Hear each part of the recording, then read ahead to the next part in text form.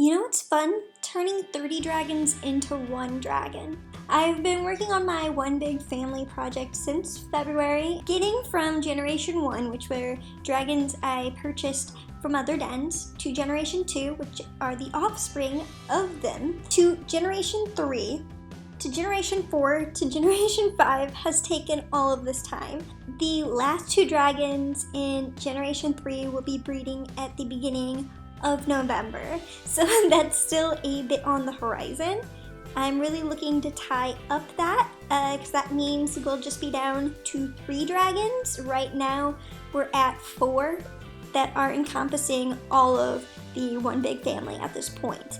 Getting from Generation 2 to Generation 3 was particularly brutal. I had one pairing. I had to exalt over 10 of their offspring because they either weren't the right gender or they weren't the right gene combination or the species, because I was trying to be a little bit picky to get a specific final dragon.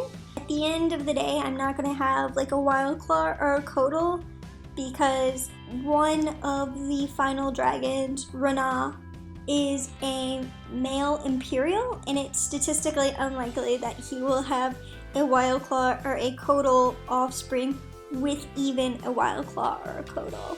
Kigellx and Regina, who are my last 3rd generation dragons, have to breed with a Skydancer, who is a 4th generation, and it's statistically unlikely that a Codal and a Skydancer are going to have Codal offspring. So my final 2 dragons will most likely be a Skydancer and an Imperial. It's been such a crazy process. It's really time intensive because you have to wait for all these cooldowns, and then you have to wait to have the right offspring that you can breed with another dragon. It's a lot of fun. I really enjoy doing it, and it follows my greater lair theme of trying to breed down in size in my lair and having less dragons that are higher quality. And I kind of think of this project like a bonsai tree. You take something with like a lot of potential and growth, and you just kind of like weed it down to the elements that make it strong. So I took all of these incredible dragons. It took 32 dragons. I turned them into 16 dragons, and that 16 into 8, and now I want to make that 8 into 4. I do have a separate bottleneck going with my personal dragons, lineages that were developed in my lair, dragons from long-standing lineages. Possibly the final dragon from the One Big Family project will breed with this elite member of my lair that kind of represents all of the other dragons and lineages in my lair. We'll have to see what happens with that, though. I'm not making any promises.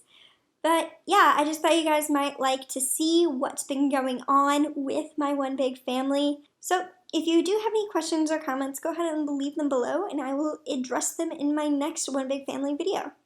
Alright, thanks for watching. Go ahead and subscribe to my channel if you like this video and you want to see more like it. If you still are in the mood for some more Flight Rising videos, I recommend you check out my video about exalting unnamed dragons and why that's such a big deal in the Flight Rising community. Or if you're interested in more of my breeding challenges, I am going through one on Leoden that's going to give me an exemplary pride. It's called the Proud Pride Challenge. Check that out here. Thanks. Bye.